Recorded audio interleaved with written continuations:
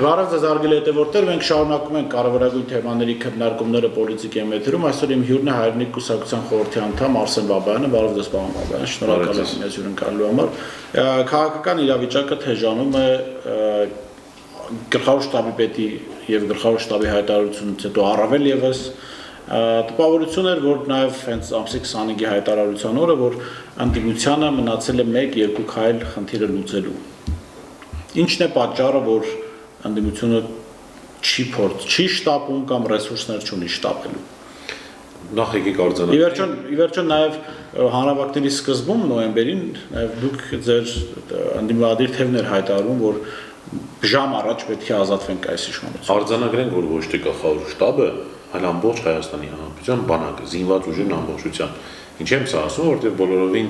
վերջերս մենք տեսանք հայտարարություն, որ մնացած բոլոր զորամիավորումներն զորամասերն իրենց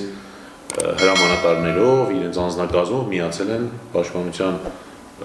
ներողություն զինված ուժերի գլխավոր շտաբի հայտարարության։ Այսինքն այս պահին ունենք փաստ, որ ամբողջ զինված ուժերը, ամբողջ բանակը միացել է այս իշխանության հրաժարականի պահանջին։ Բայց սա պետք չի կապել ընդդիմության գործողությունների հետ, որովհետև բանակի հայտարարությունները կապ չունի ընդդիմության գործողությունների հետ, որովհետև բանակը քաղաքականություն չի իրականացնում։ Ինչ անում բանակը։ Բանակը ապահովում է Հայաստանի Հանրապետության անվտանգությունը, պաշտպանությունը, որովհետև բանակը տեսնում է, որ Հայաստանի Հանրապետության սպառնալիքներից գլխավորը այս անձն է, այս մարդն է, որ այսօր կառավարության գլխին է կանգնած եւ հասավ այն պահը, երբ պետք է բանակը իր լիազորությունների, սահմանադրական լիազորությունների շրջանակներում պաշտպաներ Հայաստանի Հանրապետությունը եւ Հայաստանի Հանրապետության ժողովրդի, պաշտպանեց, արեց իր հայտարարությունը։ Այլ հարց է, որ կարող էր ընդդիմությունը դրանից այլ կերպ օգտվել։ Բայց բանակը կներեք, բանակը կույս կանանց միավորում չէ, որ հայտարարությամբ միայն սահմանափակվի։ Իրենք ի վերջո գործի մարդիկ են եւ եթե բանը հասել է նրան, որ բանակը հայտարարում է, որ չի ընդունում այս իշխանությունն, ապա այդպես շատ ռեալ վտանգ կա եւ այդ վտանգը իրենք պետք է չեզոքացնեն։ Բանակը պատմության մեջ, Հայաստանի Հանրապետության պատմության մեջ առաջին անգամ այսպիսի հայտարարություն արեց։ Սա արդեն խոսում է այն մասին, որ բանակը իր տեղում է եւ իր գործառույթներն իրականացնում է։ Եթե մենք պատկերացնում ենք, որ բանակը պետք է զինված մտներ քաղաք, կամ պետք է զինված իրականացներ այս կառավարության հեռացում, ապա այդ դեպքում մենք իսկապես կարող ենք գործ ունենալ ռազմական հեղաշրջման հետ։ Բանակը չգնաց այս ճանապարհով։ Բայց ես մի մտավախություն ունեմ այստեղ, որ բանակն անում է քաղաքակիրթ քայլ, զգուշացնում է նաեւ ժողովրդին եւ նաեւ կառավարությանը իր մտահոգություններն է արտահայտում եւ զգուշացնում է, որ պետք է հեռանաս, դրան հակադարձում է այս կառավարությունը հրաժարակներողություն աշխատանքից ծառայությունից ազատելու միջնորդությամբ։ Մոտավորապես որպեսզի հասկանանք, իրավիճակ է ստեղծում, որ մեր վրա կա հարձակում, մենք փորձում ենք կասեցնում ենք, պաշտպանություն ենք իրականացնում, հարձակումը շատ ավելի է ուժեղանում, բնականաբար մենք պետք է ոչ միայն պաշտպանվենք, այլ նաև պետք է հարձակվենք։ Եվ իմ մոտ տպավորություն է ստեղծվում, որ այս իշխանությունը, այս կառավարությունը ամեն ինչ անում է, որպեսզի բանակն անցնի այլ քայլերի, այլ գործողությունների։ Բայց պետության համար հարց եք տալիս լավ բան է, վատ բան է, կարծում եմ պետության համար այնքան էլ լավ բան չէ, երբ ներսում զենք է կիրառվում կամ զենքի թեկուզ եւ ցուցադրմամբ իրականացում է որոշակի գործողություններ։ Բայց կրկնում եմ, եթե բանը հասնում է այն աստիճանի, որ պետք է այդ ճանապարհով փրկել հայրենիքը, պետությունը, ապա այո, պետք է դա էլ անել։ Հասկանալի է, բայց մենք տեսանք երեկվա Շինցու հանրահավաքը վարչական ռեսուրսը կիրառմամբ իշխանությունների հրավիրված ծիծաղելին այն է, որ Նիկոլ Փաշինյանը առնվազն եւ իր թիմը տարիներ շարունակ քննադատում էին նախկին իշխանություններին ինչ-որ տարբեր միջոցառումների ժամանակ վարչական լծակների կիրառման համար,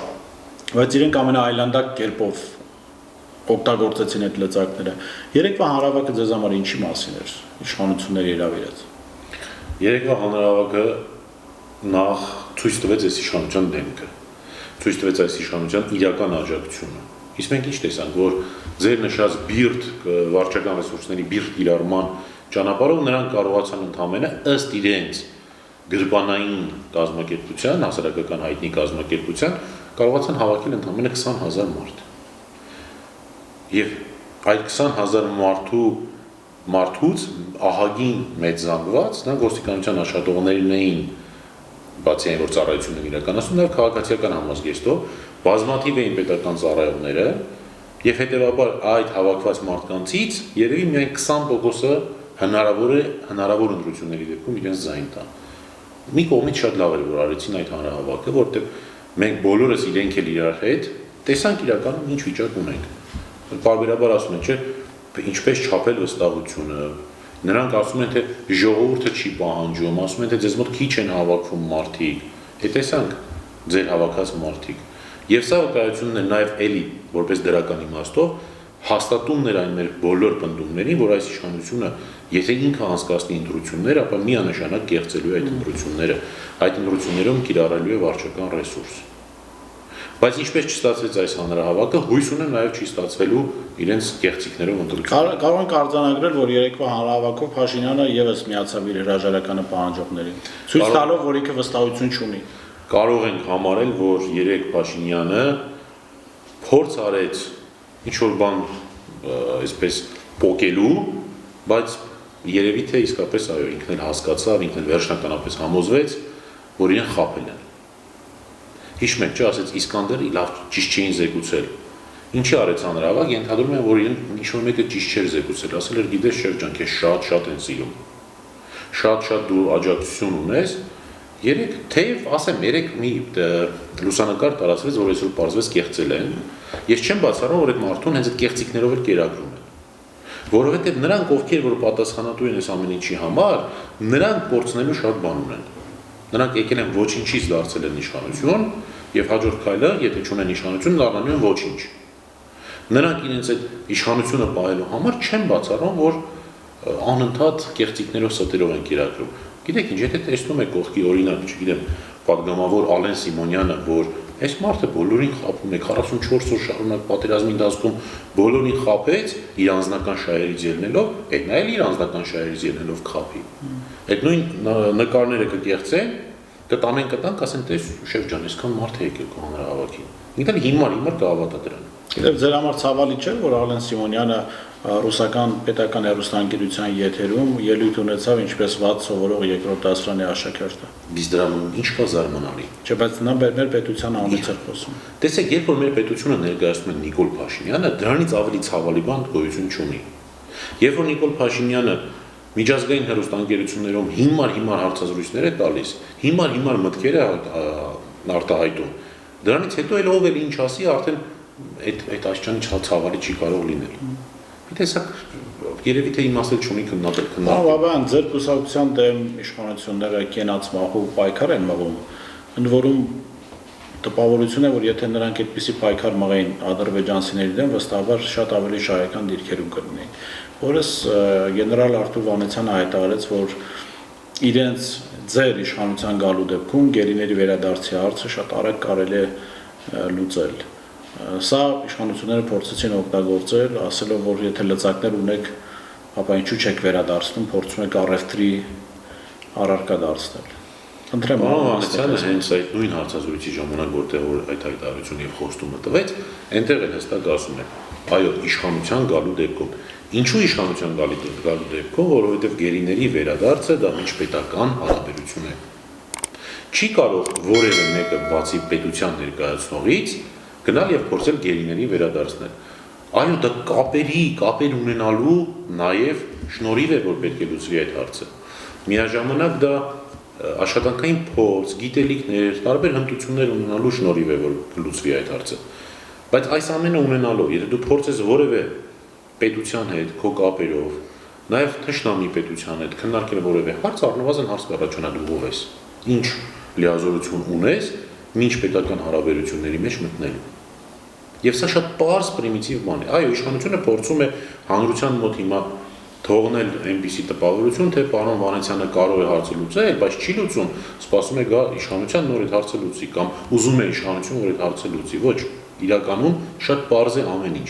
Գերիների վերադարձի հարցը կարող է լուծել բացառապես պետությունը, բայց լուծելու համար ամբողջ բավարար չէ լինել իշխանություն, նաև պետք է կարողություն ունենաս, կապեր ունենաս։ Դրա մասին է խոսքը։ Մենք տեսանք, որ պատերազմի ամբողջ ընթացքում այսպես արևմուտքը, եվրոպական կառույցները, երկրները շատ այսպես խելոք հարսի պես չէին արձագանքում Ադրբեջանի հանցագործություններին Հայաստանի եւ Արցախի բնակության նկատմամբ, բայց երեք օրերս ավելի շուտ հայտարարեց ԵԽԽՎ-ն, որ անընդունելի է իրենց համար գլխավոր շտաբի քայլը, տպավորությունը, այս ընդհանուր կոնտեքստը դա էր իրենց հայտարարության։ Ընդհանրապես մեր համար պետք է արժեք ունենա այլևս ԵԽԽՎ-ի կամ եվրոպական մեկ այլ կառույցի հայտարարությունը տեսակետը։ Քաղաքական իմաստով իհարկե արժեք նրանց հայտարարությունների համար արժեք այո կարևոր է, բայց ես ուզում եմ որպես հիմա իրավապաշտպան պատասխանեմ հարցին։ Սուտ թողնենք մի պատուսակցություն, քաղաքականություն, այլ որպես իրավապաշտպան։ ԵԽԽՎ-ի մեղքը բավականին մեծ է, որ Արցախում տեղի ունեցավ այն, ինչ որ տեղի ունեցավ։ ԵԽԽՎ-ի եւ բազմաթիվ եվրոպական կառույցների մեղքը բավականին շատ է, որ Հայաստանի Հանրապետությունում մենք ունենք այս իրավիճակը։ Եկեք հիշենք սկզբից։ Սրանք եկան, սկսեցին իրավական պետության ոչնչացման գործընթացը, սկսեցին սահմանադրության փոփոխություններ, սահմանադրությունը խախտելու ճանապարհով։ Եվ մենք ամեն օր ասում էինք, որ մի արեք այսպես, որովհետև սա հակասում է այս միջազգային կոնվենցիային, այն միջազգային փաստաթղթին, մեր այս պարտավորություններին միջազգային, բայց միջազգային նույն այդ ԵԽԽՎ-ն որևէ գործողություն չարեց։ Հրաշալի տեսնելով, որ Հայաստանի Հանրապետությունում մի մարդ է, որը ուղղակի դարձրել է մեն իշխանություն եւ ինչ ուզում անում է, բացարձակ զայն չհանեց։ Նույնը պատերազմի ժամանակ։ Նրանք որևէ կերպ չքննադատեցին։ Ավելին Փաշինյանը ինչքան սահմանադրությունը խախտում էր, մեր ժողովրդավարության ռեյտինգը բարձրանում էր։ Այո, այսինքն նրանք իրենց գործողություններով ամեն ինչ արեցին, որպեսզի լինի այսօր Հայաստանի Հանրապետությունում այն վիճակը, ինչ որ մենք հիմա ունենք։ Եվ որպես իրավապաշտպան, ինձ համար այլևս միևնույն է ԵԽԽՎ-ի կարծիքը, ինչպես նաև բազմաթիվ եվրոպական կառույցների կարծիքը։ Մենք նաև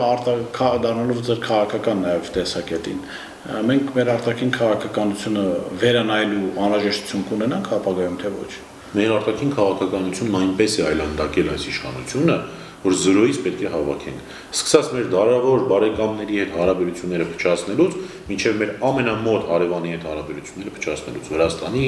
Պարսկաստանի, այս բոլոր առումներով այո, պետք է ոչ միայն վերանայել, նախ պետք է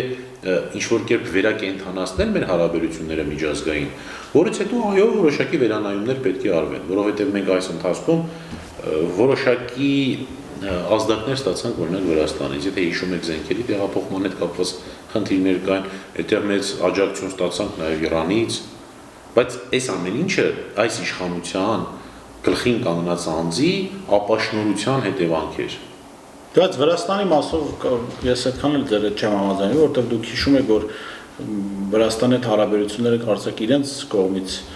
այսպես իրենց նախաձեռնությամբ փչացավ, քանի որ վարչապետ Փաշինյանը առաջարկել էր սիգարետի գործ անել, Վրաստանի վարչապետը չէր համաձայնել կարծեք։ Կգանք իշխանության ամբողջը վեր կհանենք, կուսումնասիրենք, փաստաթղթավորված ամբողջությամբ փորձակնության կենթարկենք եւ կհասկանանք ինչ էին արել, օբյեկտիվ էր արդյոք Վրաստանի վերաբերմունքը թե չէ,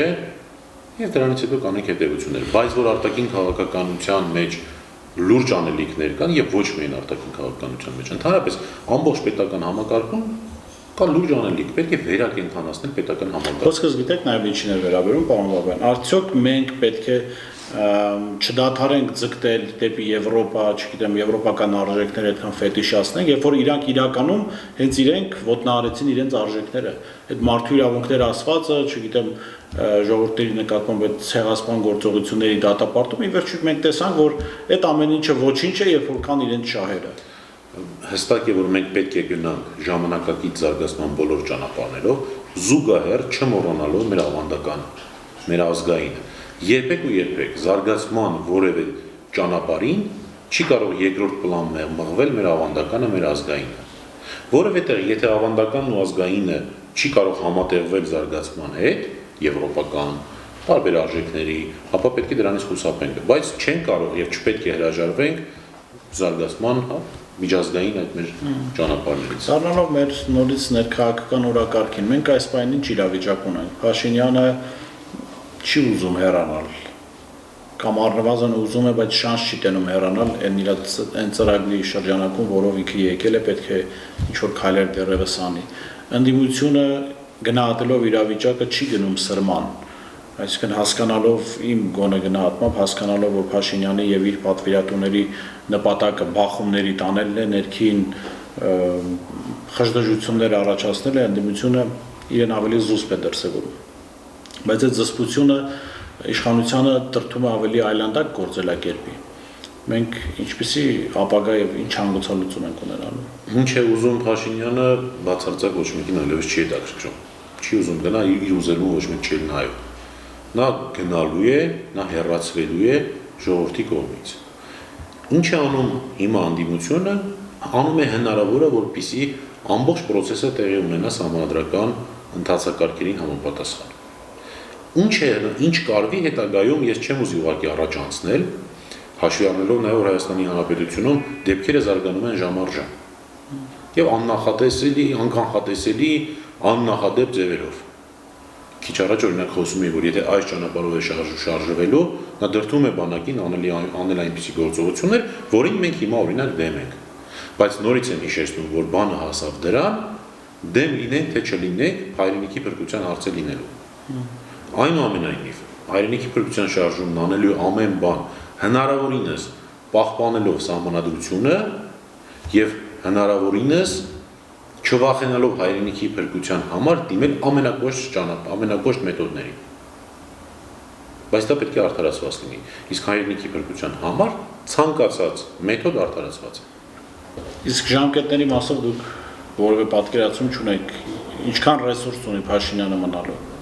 Ռեսուրս այդ աթորեն։ Գիտեք, ռեսուրս հիմա էլ չունի։ Հիմա երեսի զորով բարոյականության վրա թքած ունենալով մնացել է։ Ես համոզված եմ, դա ընդհանրապես օրերի հարց է։ Չի կարող գերագույն գլխավոր հրամանատար լինել պետությունում, չունենալ բանակ։ Բանակը իրեն ասում է դու պիտի գնաս։ Չի կարող երկար այսպես տևել։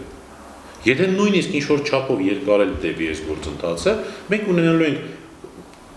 ամբողջությամբ իշխանությունից, կառավարությունից կտրված միած, որը ընդհանրապես զբաղեցնում է այն աշխատասենյակը, օգտվում է այն ինքնաթիռից, այն մեքենայից, ապրում է այն տանը, որը նախատեսված է երկրի վարչապետի համար։ Դա երեսի զորով sense կմնա։ Վերջո գործընթացը հենց այդ ուղղությամբ է։ Սյունիքում ինքը չի կարող գնալ Սյունիք, բանակը այլևս իրեն չի ենթարկվում։ Մի շենքից մյուս շենքը կառավարական չի։ 2000 ոստիկան է անհրաժեշտ որպեսզի տեղափոխվի։ Բայց ինչպես եք վերաբերում նաև այն տեղեկություններ, ասեմ, կամ գուցե նրանք կեղծ են իշխանությունների կողմից դաշնետված կամ նետվելիք, որ փորձ է արվում պառակտել ընդդիմությունը։ Հնարավոր կլինի իշխանությանը հասնել այդպիսի գործընթացների, որ ընդդիմությունը մենք տեսնենք պառակտված ընդդիմություն։ Ի վերջո